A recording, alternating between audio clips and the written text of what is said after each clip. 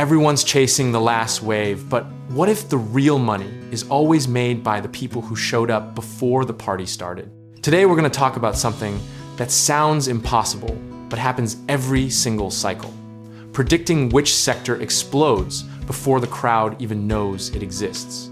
Think about it. In 1999, everyone laughed at the idea that the internet would replace the phone book.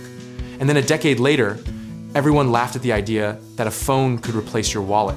The people who got rich weren't the ones who believed hardest. They were the ones who noticed the quiet signals first. Here's the uncomfortable truth. Most retail investors buy the headline, not the thesis, which means by the time CNBC is running a special on a booming sector, the smart money has already been sitting in it for 2 years eating popcorn. You're not late because you're unlucky. You're late because you're following a system designed to inform you after the move has already happened. So what actually drives a sector boom before it becomes obvious? It's almost always the same cocktail regulatory tailwinds. Cheap capital, chasing a narrative, and a demographic wave that creates demand faster than supply can respond. We saw this with electric vehicles around 2017, when the infrastructure barely existed, but the policy signals were already screaming from Europe and China. The people who read boring government procurement documents made life-changing returns while everyone else was still debating whether Elon was serious. Pattern recognition isn't genius, it's just paying attention to what most people find tedious. Right now, in 2026, there are at least 3 sectors flashing those same early signals. And yes, one of them is about as unsexy as it gets. But unsexy is literally where fortunes are built.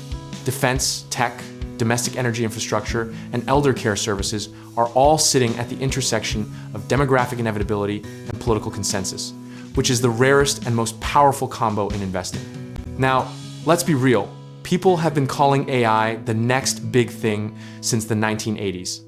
And for decades, it was more science fiction than sector rotation. The lesson isn't that early predictions are wrong. It's that timing without a catalyst is just expensive optimism. Here's a common misconception we need to kill right now. Predicting the next boom doesn't mean picking one stock and betting your savings account on a hunch. It means building a thesis, sizing your position rationally, and being disciplined enough to add when the narrative gets ugly before it gets beautiful. The historical playbook is almost embarrassingly consistent. Infrastructure gets built before it gets used. Adoption curves are always shaped, and the boring foundational companies almost always outlast the flashy applications built on top of them. Cisco didn't win the internet era because everyone loved routers. It won because you literally cannot stream a video without one. Volatility is not your enemy in an early stage sector thesis. It's actually the entry mechanism that most people emotionally opt out of. Every single generational wealth building opportunity in market history came wrapped in a period where holding felt absolutely insane, and selling felt like the only rational option.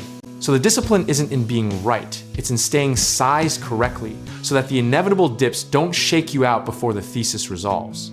A 10% position in the right sector beats a 100% conviction tweet any day of the week. Philosophically, the investors who consistently catch sector rotations early aren't smarter, they're just more comfortable sitting in the tension between a good idea and a good return. They've accepted that the gap between insight and payoff is measured in years, not quarters, and they've built their whole process around surviving that gap with their conviction and capital intact. If you can genuinely say, I'm okay if this takes 3 years, I've sized it accordingly, and I have a clear thesis I can defend, then you're already playing a different game than 90% of the people chasing the same sectors you are. That's not patience as a virtue, that's patience as a competitive edge. The crowd will always arrive. Eventually, your only job is to be already seated, positioned, and emotionally unbothered when they do. And if we're wrong about the timing, we reassess the thesis. We don't abandon the discipline. Whether you're looking to put your capital to work through real estate investing, need reliable home contracting, or want to connect with the right lenders to fund your next move, check out our links in the description below and let's help you get started.